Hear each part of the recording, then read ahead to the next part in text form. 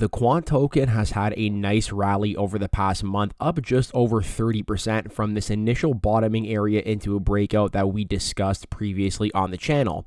And it appears as if the European Central Bank may in fact be using the Quant overledger technology to power their future digital euro. You can expect to hear about all of this and more in today's episode of the Everything Crypto Show. Now, before we hop into the content, just a friendly reminder that I am not a financial advisor, nor do I offer financial advice on YouTube.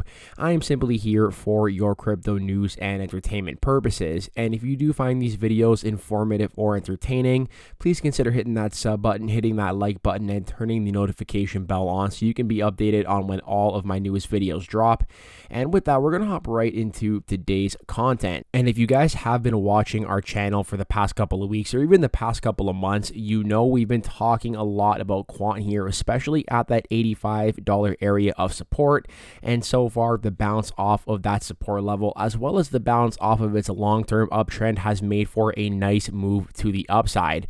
But we're going to get into the actual price action a little bit later on in the video. First, I actually want to talk about the news here, which is the digital euro. And there are some very interesting connections between the digital euro project by the European Central Bank and the Quant network company.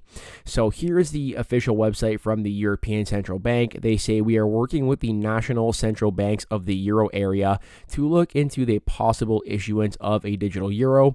It would be a central bank digital currency, an electronic equivalent to cash, and it would complement banknotes and coins, giving people an additional choice about how to pay. So as for the need to know here, why do we need a digital euro? You know, the same reason that every central bank and government wants a digital euro. First of all, they do say that it is for freedom, that it would strengthen the monetary sovereignty of the euro area and foster competition in the European payment sector. And in an increasingly digitalized society, a digital euro would be the next logical just step forward for a single currency. I mean, I think the whole thing about the freedom can definitely be argued. There is a case to be made that any digital currency would actually impose more restrictions on people, and that cash is probably the most free version of currency, which is exactly why these governments and banks are going to push for a digital currency. So I want to make something very clear. I am not in favor of a digital currency. I just simply happen to think that, regardless of what I say or what anybody else says, they're going to come either way. And the next thing we can really do is look at how to make money from this implementation.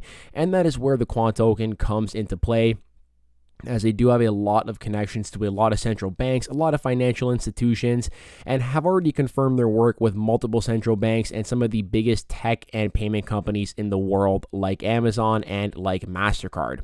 But we're going to kind of just specifically focus today on the European Central Bank here and their prototype for a digital euro.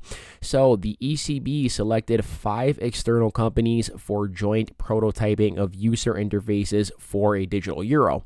And they basically collaborated with these 5 companies. So here they are. We have CaixaBank, we have Worldline, we have EPI, and then we have NEXI Group, and we have Amazon, okay? And these firms were chosen from a pool of 54 front-end providers. Their selection follows the April 2022 call for expression of interest in joining the prototyping exercise. And these are the 5 they selected. Now, the 2 we're going to focus on mainly today is NEXI Group as well as Amazon, but mainly NEXI Group, okay? And the reason we're going to talk about NEXI Group is because you may not see Quant Network here listed as one of the companies working on them with the digital euro. However, NEXI Group is in fact using the Quant overledger technology, and it was in fact confirmed that the Quant network successfully tested blockchain interoperability with the SIA chain. So this is important to note, okay, because NEXI Group actually acquired SIA to basically be a big payments giant in Europe. In fact, they are the #1 digital payment processor in Europe, and we're going to take a look at that later in this video because this is definitely a very big partnership for Quant among some of their very other big ones like LAC Chain and Oracle. So here's the actual post when it was still only SIA Chain before the merger with NEXI. The breakthrough was achieved by integrating Quant Network's Overledger technology into the SIA Chain private blockchain infrastructure to enable cross-platform applications and services globally. So the breakthrough was actually achieved by integrating the Overledger into the SIA Chain, leveraging 580 European network nodes with SIAnet. And this integration provides the ability to bridge permissioned blockchain instances between SIA Chain and other external networks which could not previously be connected, in order to have cross-platform applications and services covering, for example, notarization, payments, and KYC. So very interesting that SIA Chain actually tested interoperability with Quant Network for payments, helping connect private and public blockchains. SIA Group now merged with NEXI, and the ECB, the European Central Bank, is looking to work with NEXI for point-of-sale payments initiated by the payee. So they say here this important milestone is the result of a partnership launched between Quant Network and SIA that allows mostly banks and financial institutions through the SIA Chain infrastructure to adopt cross-platform and interoperable blockchain solutions, and to embrace new business models, improve operational efficiencies, and deliver innovation to banking customers. So here you can see like the connections are pretty clear, right? Quant had this successful test with SIA Chain, who was acquired by NEXI, and now the European Central Bank is basically looking to work with NEXI here for their digital euro prototype. And here is an actual document that shows that the test here for integrating a digital euro into the existing European payments landscape was in fact successful. So the test showed that it is possible to smoothly integrate them while leaving ample scope for innovative features and technologies. The findings also confirmed that a digital euro would work both online and offline using independent designs, thus increasing the resilience of a digital euro. So I find it very interesting here how they were actually looking to integrate a digital euro into the existing European payments landscape, sort of like how SIA Chain actually integrated Quant Overledger technology to connect private and public blockchains across most banks and financial institutions. So lots of very similar wording here, and very interesting considering that the ECB did select NEXI following the successful integration of the Quant Overledger into the SIA Chain. Now, I want to take a second to focus on NEXI, okay, because NEXI themselves is a massive payment company here in Europe.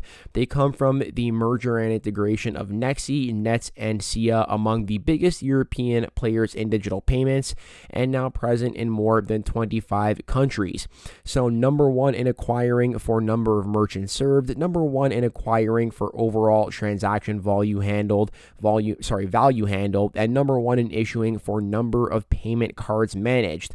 They have 2.2 million merchants according to their website, 170 million cards working with some of the top 1,000 financial institutions, and a 65% market share of European consumption. I assume that would be in the digital payment space. They talk here about their purpose, how basically shaping the way people pay through cashless transactions. So definitely makes sense that they are working with Quant here, as the Quant Overledger does allow for the creation of digital assets such as central bank digital currencies, and actually allowing these, basically connecting these currencies to different blockchains and connecting private and public blockchains. I think that is especially important. Especially considering that, a lot of these banks are probably not going to want to use a public blockchain.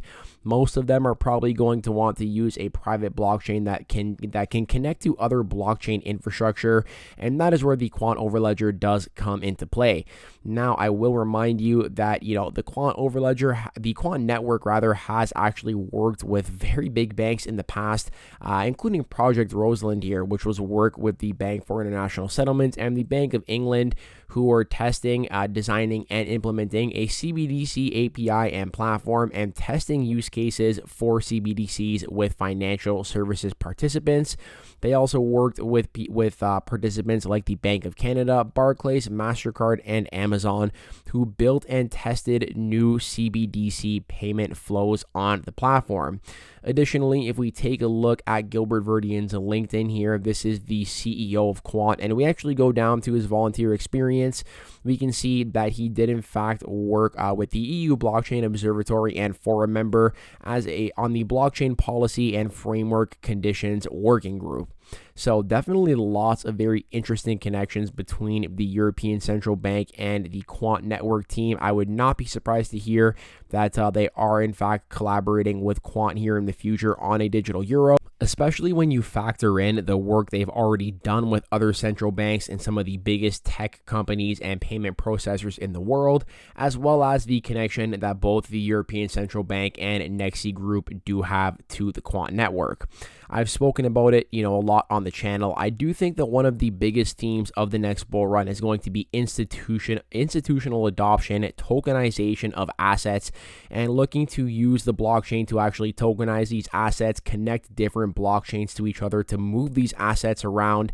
And I do think that Quant Network is a project set to benefit greatly from that upcoming narrative. Now, to wrap things up, I do want to take a look at the Quant token here, currently sitting at 111 after making a run to that 119. Basically, it hit resistance at 120 after a nice run over the past, we can really say over the past 2 months, right? Quant actually did bottom here in mid-October. Let's call it a local bottom because who knows where it's headed next, but it did make a local bottom back here in mid-October at about 85 bucks. It perfectly bounced off its long-term uptrending channel and actually broke out of a long-term downtrend that started with its 2021 all-time high at 428. You can see how many times it got rejected at this level until recently. It actually broke above it here in late October. And even from that breakout, which came at about $100, it's still sitting at about 111. So a nice 11% move there from that breakout zone. And definitely we'll be keeping an eye on this token to see what happens. I do think it's interesting because Quant really doesn't move with the rest of the market. It kind of does its own thing quite a bit. And I also want to take a look at the Quant versus Bitcoin pair here because you're going to notice that Quant does have a pretty big habit of, going on these big streaks of outperforming Bitcoin and then underperforming Bitcoin, once again outperforming. And most recently, we did go through a period, about a year's period of Quant underperforming Bitcoin. You can see here that on 2 separate occasions, Quant has, basically ran up versus Bitcoin and then gone down on its Bitcoin pair about 80 to 82%. And once again, just like the USD chart, it does appear to be bouncing off a pretty significant area of support as well as this long-term uptrending channel. So definitely keeping an eye on both of these charts. But let me know what you think about the Quant token in the comments down below. I hope you enjoyed the content in today's video. I hope you are all staying happy, safe, and healthy, and I hope to catch you in the next one. Peace out for now.